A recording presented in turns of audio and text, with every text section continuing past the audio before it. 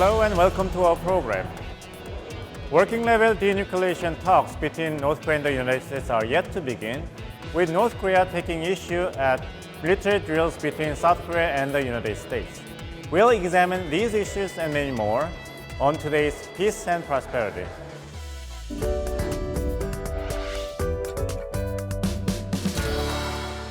At their historic meeting at Panmunjom late last month, the leaders of North Korea and the U.S. agreed to resume working-level negotiations within 2 to 3 weeks. But the talks have yet to take place. While Pyongyang remains unresponsive to Washington's proposal to meet, it has taken issue with South Korea-U.S. military drills. The defense ministries of South Korea and the U.S. confirmed that they will go ahead with their joint drills scheduled for August. However, seemingly in response to North Korea's criticism, the allies are considering changing the exercise's name. South Korea's Ministry of Defense said in a press briefing that Seoul and Washington will decide on the name and dates of the joint exercise for the second half of the year through consultations. Meanwhile, Seoul's trade spat with Tokyo is spiraling into a security alliance issue in the region, with South Korea raising the possibility of reconsidering the renewal of the General Security of Military Information Agreement, or GSOMIA, a military intelligence sharing pact signed with Japan. Amid deadlocked nuclear talks with North Korea and the U.S., trilateral alliance with South Korea and Japan at risk, U.S. National Security Advisor John Bolton visited Washington's top 2 Asian allies. With the alliance issue taking center stage in the peace process on the Korean peninsula, attention is turning to whether dialogue could resume to defuse tensions.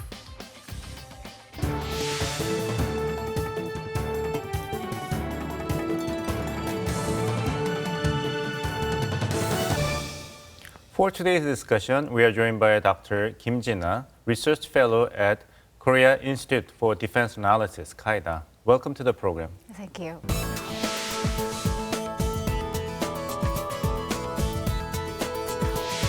Right, Dr. Kim, 3-week window has been passed. President Trump, after his meeting with Chairman Kim Jong-un at the DMZ, he said that there will be working level meetings starting off in 2 or 3 weeks. But we have not seen any beginning of the working level meetings between Washington and Pyongyang. What's going on? Well, I do believe that North Korea had its own timetable for the negotiation, but Chairman Kim was suddenly brought up to the meeting at the Panmunjom and decided to have a new round of talks at the working level. So it becomes busy with restaffing the negotiation team and work on the strategy, I believe. And North Korea certainly needs to recruit someone with an engineering background and an international law background to deal with the U.S. team. So it may take time to select the people and verify their loyalty at the same time. Secretary of State Mike Pompeo made a very interesting suggestion that this time, security assurance, right? Ending hostility between the countries and non-aggression pact might be on the table to be offered to North Koreans. Yes, because North Korea has to give up everything, every asymmetric capability against the alliance. It has to be considered that North Korea has a very severe security dilemma. So that's why I think the U.S. government is trying to persuade North Korea that it is time for the North to make a strategic decision on that. But would it be enough for North Korean leadership to make such a strategic decision? Words, promises are rather cheap when it comes to international security. You're right. So I think they need time to think over the benefits of giving up everything in exchange of the economic benefit and military and political benefit. So I think that's why North Korea needs time to think about it before resuming the working level talk. The official reason for North Korean authority to announce that it might have to wait and see while not agreeing on the start of the negotiations with Washington is the joint military exercise scheduled to take place in August between South Korean military and U.S. forces in South Korea. Why North Korean authority seems to be so rattled or irritated or threatened by joint military exercises that have been taking place every year, right? Right. We have seen similar patterns in the past. North Korea displayed critical response to the alliance before and after the joint military exercises. We have seen that the pattern before. And if North Korea does not oppose this kind of exercises, people might think that North Korea would accept the fact that joint military exercises taking place on the Korean Peninsula. So I think North Korea is in a position to oppose that kind of activities anyway. I see. South Korea-U.S. military drills have been a bone of contention throughout denucleation talks. We'll take a look at the history of the joint military exercises. The ROK-U.S. Combined Forces Command was established in November 1978 by agreement between the South Korean and the U.S. governments at their 11th Security Consultative Meeting. The two sides agreed to use their military forces to immediately deter acts of external aggression against South Korea without coordinating with the UN. Major exercises by the CFC include Key Resolve, a computer-assisted simulation exercise, Full Legal, a combined field training exercise, and Ulchi Freedom Guardian. Among them, Ulchi Freedom Guardian is the largest joint exercise involving 480,000 government officials and service members. It is designed to enhance alliance readiness. But last year, South Korea and the U.S. suspended the annual exercise to ease military tensions on the Korean Peninsula and build momentum for peace following the historic Kim-Trump meeting in Singapore. Starting this year, joint military exercises have been replaced with scaled-down new ones named 동맹, meaning alliance in English.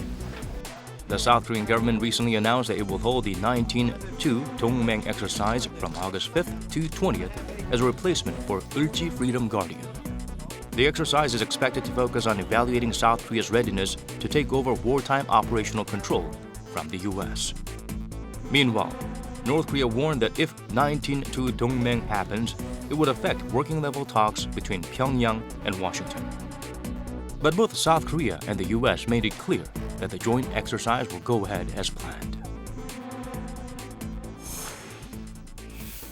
In response to North Korea's foreign ministry's remark that working-level meetings between North Korea and the United States may be delayed if Washington and Seoul would go ahead with a scheduled joint military exercise, which is named as Alliance 19-2 or 동맹 19-2. There has been a report that the Ministry of National Defense of South Korea may consider changing the name of the joint military exercise in order to appease North Korea. Would it be enough to appease North Korea? I don't think so, because the title itself does not matter to the leadership But in Pyongyang. in Romeo and Juliet, Juliet says that Rose by other name would work. Right, but I think the leadership in Pyongyang will be concerned about the fact that it is really happening no matter what they say. So that really matters to them. And actually, the U.S. government never said that we are going to cancel all the military exercises. And between the two Koreas, we agreed to the idea of stopping hostilities along the MDL and large-scale military exercises on the Korean Peninsula. So that's why we are slicing up the big ones into very small ones. And the joint military exercise that we are going to have next month is command post exercises based on computer simulation. That's not a field exercises, which is quite different from the CPX exercises. So we are not violating anything. Okay, basically North Koreans are arguing that it was agreed to stop all the joint military exercises, but South Korea and United States argue that we only agreed to scale down those military exercises. Yes. Okay, right. To expand our perspective on this issue, we'll connect with an expert in the United States. We have Dr. Doug Bandow, Senior Fellow at the Cato Institute, on the line. Hello. It's good to be on. Happy to be with you. South Korea-U.S. joint military exercises are being cited as one of the reasons for delay in working-level talks between Pyongyang and Washington. In fact, North Korea says President Trump vowed to suspend military drills with South Korea. I'm aware that many experts in the United States are criticizing the scaling down of the joint military exercises between the two allies. What do you make of all this? Well, from North Korea's standpoint, it makes sense to have the drills scaled down. After all, it has not been testing nuclear weapons or missiles. From a North Korean standpoint, they want some concession in return. To my mind, that's a very important concession for the United States and for the Republic of Korea. Certainly, scaling down military exercises is a fair price to pay. And the North has long been concerned about this issue. It shouldn't surprise anybody. They're going to bring it up. Well, Pyongyang said that joint military drills are forcing it to rethink whether to remain committed to the promises it made to the United States. Is this a warning that it may resume nuclear or missile tests? I suspect this is part of the negotiating process. They're trying to put a little pressure on the Trump administration to be forthcoming in working talks in the future. I don't think they want to restart testing. They certainly don't want conflict, but they are frustrated. I think they're not going to give everything up the way the president wanted. So this, I think, is part of the how do you poke the U.S., poke the ROK, hopefully get Seoul to put some pressure on Washington. It's part of the overall deal. Dr. Bandow, thank you very much for joining us. Well, Dr. Kim, Dr. Bandow suggested many interesting points. What do you make of all this? Well, I also believe that holding joint military exercises is very important for the alliance because especially last year at the SCM, Security Consultative Meeting, the two sides agreed to test South Korea's initial operational capability to ensure the combined defense posture, which is very critical for the outcome transfer. So we decided it and planned it, and it's very important for the alliance. And I don't believe that the high-level talks, if that happens, can replace the working-level talks because each level of talk has its own merits, missions, and tasks. So I think North Koreans will stick to the idea that having executive meeting to work on detailed issues should be very, very critical for the U.S. government as well. So they will stick to the idea. Another alliance issue that has garnered much attention lately is the ongoing trade war between South Korea and Japan over Tokyo's export control. Historical tensions have turned into a trade friction, which is now evolving into a security issue. How will escalating tensions between South Korea and Japan affect the South Korea-U.S. alliance? Short for the General Security of Military Information Agreement, GSOMIA is the first military pact signed between South Korea and Japan in 2016 to facilitate the sharing of military intelligence. Traditionally, Seoul and Tokyo shared each other's intelligence on North Korea through Washington, which resulted in a delay in information gathering. The two countries felt the need to improve this process in the aftermath of North Korea's fifth nuclear test in September 2016. They signed an agreement to share some of the most sensitive information. 이번 협정 체결로 한일 양측은 상호 획득한 정보를 직접 공유할 수 있어 대북 감시 능력이 향상될 것입니다. Washington is believed to have played a key role in bringing Seoul and Tokyo together to sign the agreement. Trilateral cooperation with two allies was critical for the U.S. to counter a united front emerging among North Korea, China, and Russia. The U.S. thought the intel sharing pact would play a pivotal role in strengthening its security alliance in Northeast Asia and deterring North Korea's nuclear threats. The presidential office of Cheongwade has hinted at the possibility of revoking GSOMIA, the cornerstone of the trilateral alliance among South Korea, the U.S., and Japan, if Japan continues to take economic retaliatory measures against South Korea. 대화하고 이것을 합리적인 선에서 아주 창의적인 솔루션을 찾아서 이 문제를 해결할 의사가 있는데 일본이 준비가 안 된 것 같습니다. But with the ongoing trade spat between South Korea and Japan, there are growing doubts over the fate of GSOMIA. All right, what about GSOMIA? There has been some saying that Cheongwade, the President's Office of South Korean government, may consider to terminate it with Japan. Well, it is not decided yet, and it is our concern that we are going to separate military issues from a history issue. And we have taken this kind of a two-track approach so far. And I believe it is very important principle for the alliance. And well, if we decide to terminate GSOMIA, it is possible that the U.S. can become, again, a node in information sharing between Japan and Korea, but that's not an ideal option. So I think the U.S. government is concerned about the possibility that the current dispute can affect GSOMIA anyhow, and it's U.S. government's interest to save GSOMIA from that kind of turmoil. Okay, let's hold on to this issue with a discussion with another expert. Revoking or maintaining GSOMIA is a hotly debated issue here in South Korea. We have Professor Park Won, a professor of international studies at Handong University online. Hello. Well, thank you for having me here. Amid growing trade tensions between South Korea and Japan, some have even raised the possibility of revoking GSOMIA. What do you think is triggering this discussion? Well, definitely because of this intensifying and deteriorating relationship between South Korea and Japan. And at this moment, South Korea's government wanted to utilize all possible measures.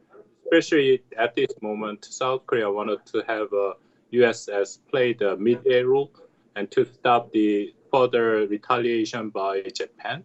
So GSOMIA is going to be one of the cards for the South Korea because GSOMIA is a very sensitive issue and at the same time important issue for United States because GSOMIA reflects United States strategic interest and also is very closely related to the U.S. strategy of Indo-Pacific.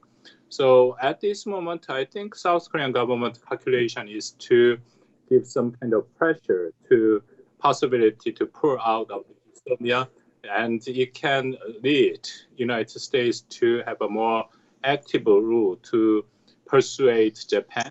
And so that's the South Korean government. But at this moment, we are not sure whether this kind of the logic or argument is going to be pretty much persuasive to United States government or not. May I ask you a very specific question? What do you think is the utility of GSOMIA for the security of Northeast Asia? Do you think it is key to trilateral cooperation between the U.S., South Korea, and Japan? Well, back in 1965, when South Korea and Japan has normalized relationship, since then, U.S. wanted to have a strength security cooperation between Japan and South Korea, or this trilateral security cooperation among Japan, South Korea, and United States. And even after the end of the Cold War, U.S. still wanted to share its responsibility and burden with two major important allies in Northeast Asia. Of course, that's South Korea and Japan. So U.S. has tried very hard to make some kind of a mechanism to bring some cooperation among two or three countries. And GSOMIA is one of the results. Actually, it has been failed one time, but finally established GSOMIA in November 2016. And we all know that then the Obama administration has pushed so hard to bring two countries together and finally established this GSOMIA.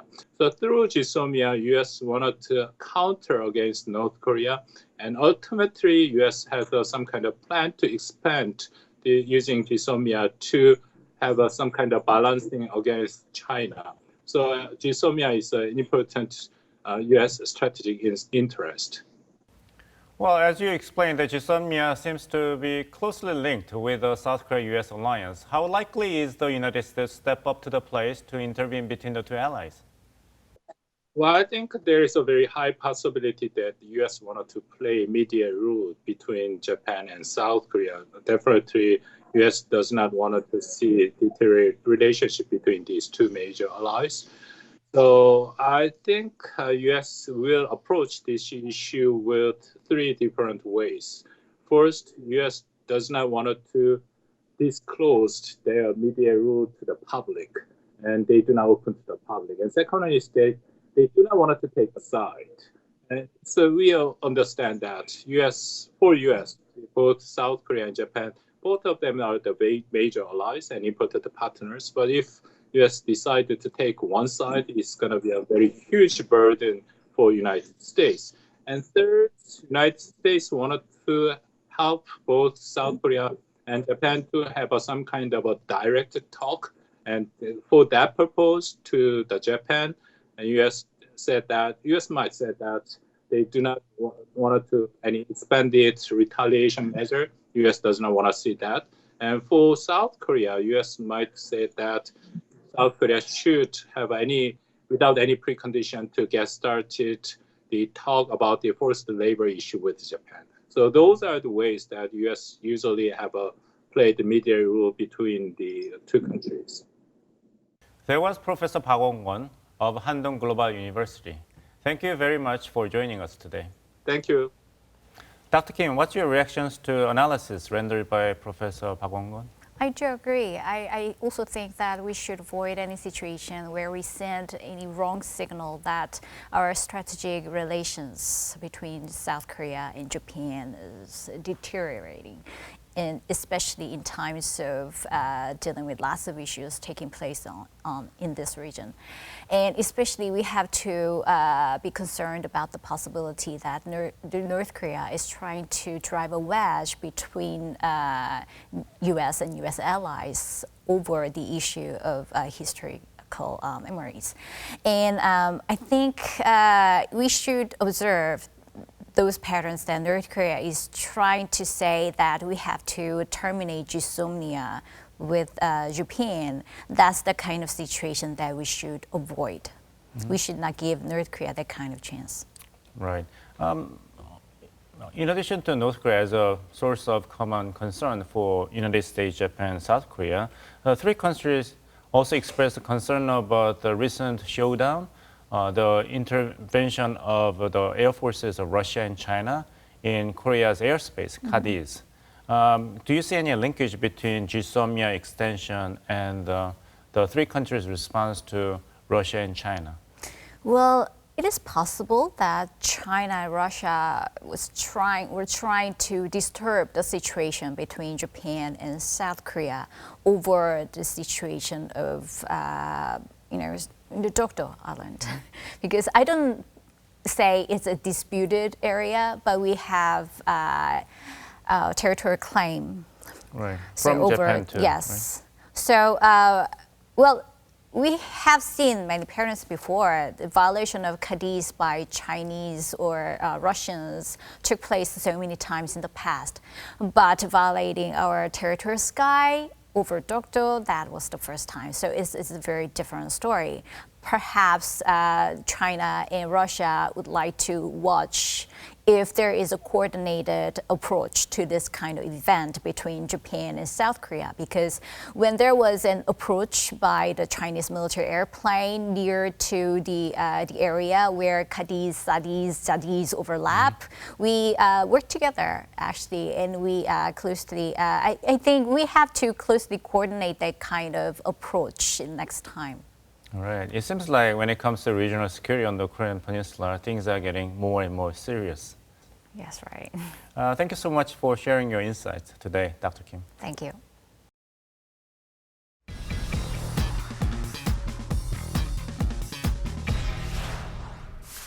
There has been a deluge of news stories about the latest developments on the Korean Peninsula. Here are the latest news updates. The latest launches of what South Korea described as two new short-range ballistic missiles is in violation of UN Security Council resolutions on the north and may hinder the chances of Pyongyang and Washington restarting their nuclear talks anytime soon. When the North previously fired missiles in May, Trump downplayed them and reaffirmed his confidence that Kim will uphold his commitment to denuclearize.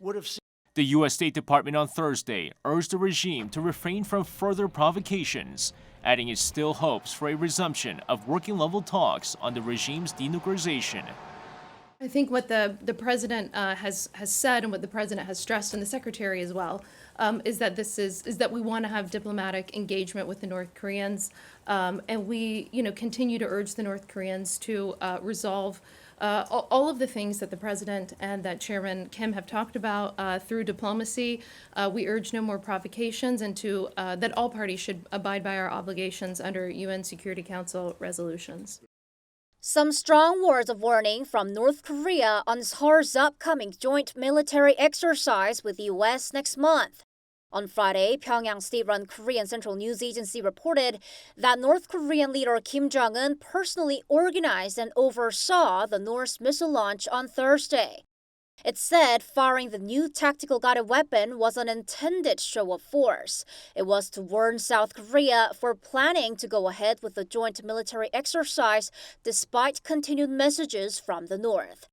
Pyongyang said that South Korea is being contradictory, forming a conciliatory mood between North Korea and the U.S., but at the same time organizing military exercises and adopting new weapons. The North directed its warning to the South Korean chief executive, that is President Moon Jae-in, that Seoul should stop suicidal acts and not ignore the warnings from Pyongyang. Pyongyang has long been sensitive about Seoul-Washington joint military drills, calling them a rehearsal for war. We will discuss more about these issues next week. And that's all we have for you today. Thanks for watching.